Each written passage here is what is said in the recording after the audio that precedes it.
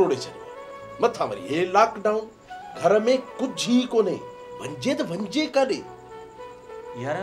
मूंसां बि इहो असरु अथई यार जेकॾहिं तो वटि कुझु पैसा आहिनि त मदद करा जीअं ई लॉकडाउन ख़तमु थिए न त मां तोखे मोटाए ॾींदुसि इहो लॉकडाउन तो लाइ न पर असां लाइ बि मुसीबत बणिजी चुको आहे मारे छॾी यार कजे त हाणे छा कजे ॾिस कंहिं मुतबर दोस्त खे आज़माए जेके बि दोस्त आहिनि न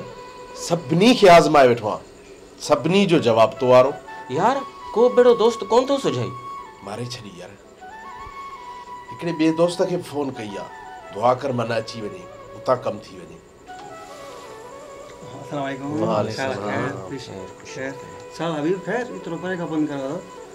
हाँ यार हबीब मां हाणे हलां थो तव्हांजो दोस्त अची चलो ठीक है महिरबानी हबीब ख़ैर में फ़ोन कयो था यार पहिरियां ई बेरोज़गारी वरी मथां लॉकडाउन असुल ॻाटो ई भञी विधो अथसि जीअं ई लॉकडाउन ख़तमु थींदो न त वापसि कंदुसि ओॾो को बेवकूफ़ यार तव्हां जहिड़ो माण्हू हींअर लाचारियूं ॻाल्हियूं पियो करे यार लाचारी वारी ॻाल्हियूं कोन पियो कयां सभिनी दोस्तनि खे ॾिसी चुको आहियां मुंहिंजे फ़ोन बुक में तव्हां आख़िरी माण्हू आहियो जंहिंखे मूं घुरायो आहे यार मूंखे तो जहिड़े माण्हू मथां तजुब वठंदो मां हद खां वधीक परेशान आहियां ही तव्हांखे मज़ाक़ पियो लॻे हिन वक़्तु मां ग़रीब अने मिसकिन में राशन ऐं कुझु पैसा विरायां पियो चई तुंहिंजी कुझु मदद कयां पर आख़िर केतिरो तूं दोस्तनि खां मदद घुरंदे ॾुखे वक़्त में ई यार माण्हू दोस्त में उमेदु रखे सघे थो यार लख चक्र में रखो था पर कुझु पंहिंजे अकुल खां कमु वठो कहिड़ो अकुल खां कमु वठां हीउ बहितरीनु मौक़ो अथई माल ठाहिण जो मां कुझु सम्झी न सघियुसि हिन वक़्तु पूरी दुनिया ख़ौफ़ वारी हालत में पूरे क़ैद खान में बंदि थी चुको आहे ऐं तव्हां जहिड़े सियाणे माण्हू लाइ हीउ बहितरीनु तरीक़ो कमाइण जो यार उहो कीअं कमाया तॾहिं जॾहिं घर खां ॿाहिरि निकिरा न यार मां इहो त नथो चवां तूं वञी ॿाहिरि रस्ते ते मास्क खपा यार हाणे घणो बेज़ार न कर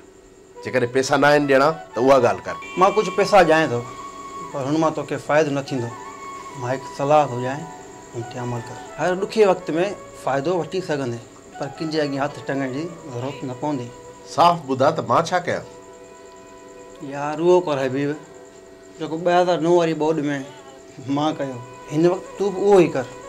पाण खे गुरबत वारी दुबण मां कढी छॾ तुंहिंजो मक़सदु त मां सोशल मीडिया जो फ़ाइदो वठी पंहिंजे सिंध जावनि खे बेवकूफ़ कयां यार हबीब हिन में बेवकूफ़ बणाइण जी कहिड़ी ॻाल्हि आहे हू त पंहिंजी नेक नियत ऐं नेक अमल सां पैसा मोकिलीनि था उन्हनि जा त क़बूल पवंदा न बाक़ी असां मथां असां केतिरा नेक ऐं साला आहियूं ॾिस मूं हे मैसेज पंहिंजे फेसबुक आई डी ऐं ग्रुपनि में हलायो रिज़ल्ट छा निकिरंदी हुनजो तूं अंदाज़ो नथो लॻाए सघीं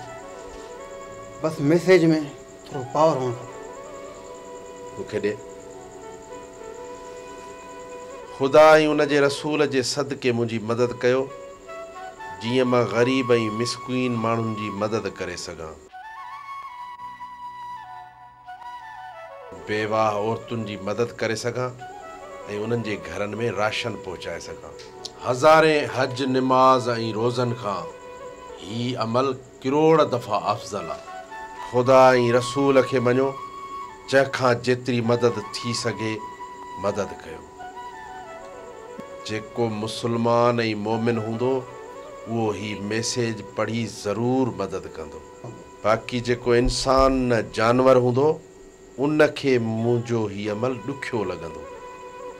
तव्हांजो नज़रानो हिकु ग़रीब जी चुल्ह ॿारे सघे थो ही मुंहिंजो जेज़ अकाउंट आहे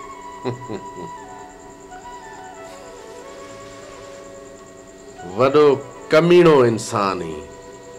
शायदि तूं बि मूंखे पाण सां गॾु कमीणो करणु थो चाहीं